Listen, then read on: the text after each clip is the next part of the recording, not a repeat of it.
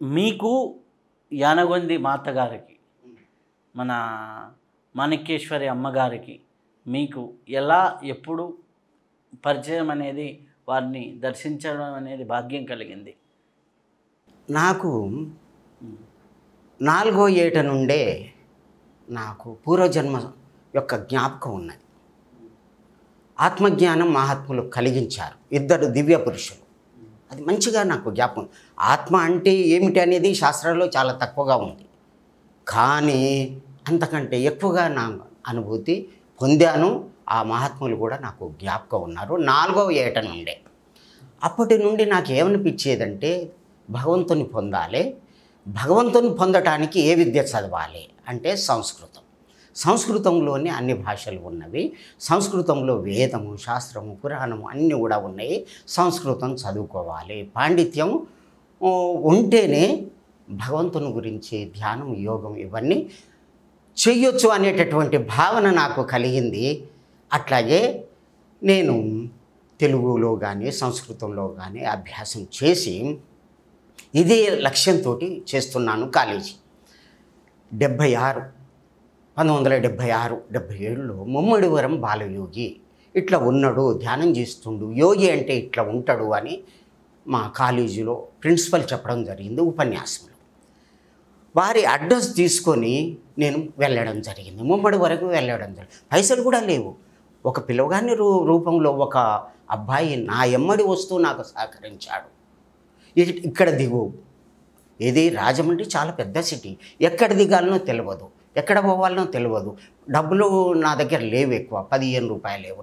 అది ఎట్లా పోయినో ఎట్లా తిరిగినో వారి దర్శనానికి ఆ భగవంతుడే నా ఎమ్మడుండి ఆ ముమ్మడి వారి బాలయోగిని దర్శించుకోవడము.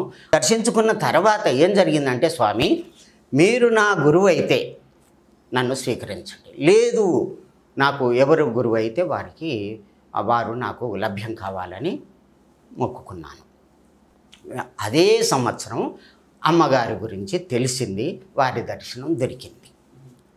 తర్వాత అమ్మగారు 1975లో శ్రీశైలంలో మాయమయ్యి ఆకాశ మార్గంలో వెళ్ళి హిమాలయాలకు వెళ్ళిపోతా అనుకున్నారు. ఇదంతా కూడా జన అరణ్యం, ఇది ఈ మధ్యన ఉండలేను, మానవ లోకం నన్ను బాధిస్తుంది, యోగానికి భంగం కలిగిస్తున్నారు, నేను వెళ్ళిపోతా అని కొంతమందికి చెప్పి ధ్యాన మందిరానికి పోయిర్రు.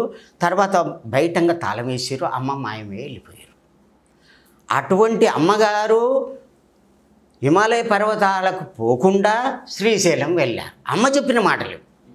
అక్కడికి పోయి అడవిలో వెంకటమ్మ చెలివ అని ఉన్నది, శ్రీశైలానికి ఒక 2 కిలోమీటర్ల దూరంలో పాలధార పంచదార కింది భాగంలో వారు అక్కడనే పులి యొక్క గుహ ఉన్నది.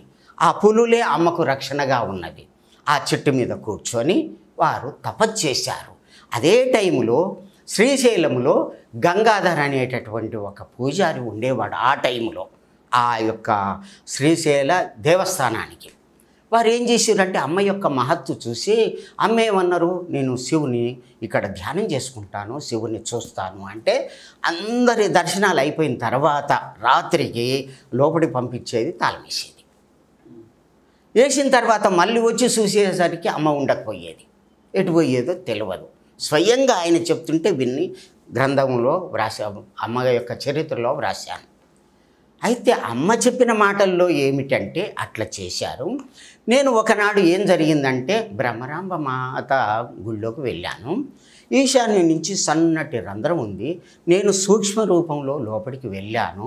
ఒక కాలువ ఉన్నది, కాలువకు ఇరుపక్కల కూడా నాగేంద్రుడు, దేవతా పోలీసులు వీళ్ళంతా కూడా ఉన్నారు. పోవటానికి వెళ్ళలేదు అని అన్నారు.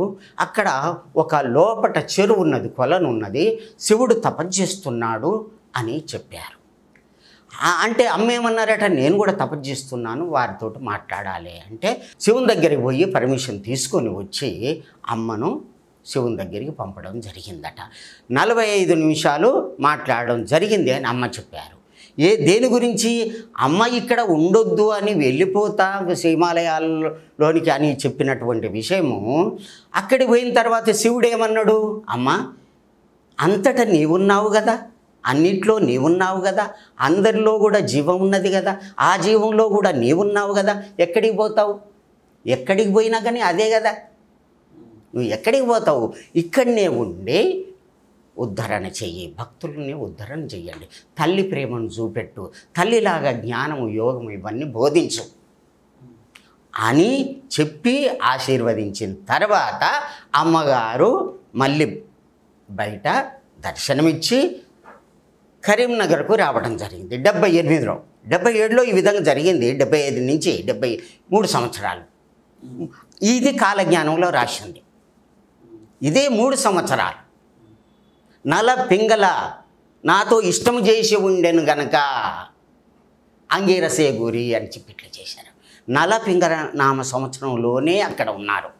ఆ నుంచి వెళ్ళి కరీంనగర్కు రావడము, అక్కడ ఒక్క నెలలోనే ఆశ్రమం కట్టడము, 78లో ఆషాఢ మాసంలో కట్టడము, అక్కడికి అమ్మ రావడము, అదే టైంలో నేను పోవడము, అమ్మ గురించి తెలుసుకొని అక్కడికి పోవడము, అమ్మ కాలజ్ఞానం అమ్మ వచ్చిందంటే కాలజ్ఞానం ఇదే చెప్పేది. బ్రహ్మంగారు ఇట్లా రాసిండు ఇదే చెప్పేది. ప్రతి మాటకి ఇదే అన్నమాట. నాయన పొట్టు పోయి గట్టి నిలుస్తుంది, వచ్చే కాలం చాలా భయంకరంగా ఉంటుంది, భక్తులంతా కూడా ఒత్తులై మిలగాలి, ఇదే మాట చెప్పేదన్నమాట అమ్మ. ఆ విధంగా చెప్పేదన్నమాట. ఇక నేను దర్శనానికి పోయిన తర్వాత అమ్మ దర్శనానికి వచ్చారు.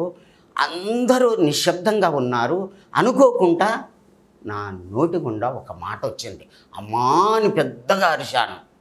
అమ్మా నాకు యోగ సిద్ధి పొందాలని ఉన్నదమ్మా అని అన్నాను. అమ్మ నన్ను బాగా దృష్టి పెట్టి చూశారు, లేచి వెళ్ళిపోయారు. అందరూ తిట్టారు. ఒక అమ్మ దర్శనం కూడా కానియకుండా చేస్తేవి అని చెప్పి అందరూ తిట్టారు. ఏం జరిగిందో ఏమో తెలియదు. అప్పటి నుంచి 12 సంవత్సరాలు ఎటు చూసిన అమ్మ కనిపించేది. అమ్మకు నాకు ఏ సంబంధం ఉందో తెలియదు. 12 సంవత్సరాలు ఎక్కడ చూసినా కానీ అమ్మ అట్లు. తర్వాత నేనుండేది నల్గొండ, అక్కడ ఉండబుద్ధి కాకపోయేది. బండి మీద 2 వీలర్ మీద యానవంతికి వచ్చేది. అక్కడి నుంచి మొదలైంది అమ్మకు నాకు ఇది. తర్వాత నన్ను శిష్యునిగా తీసుకున్నారు. నీవు ఆశ్రమం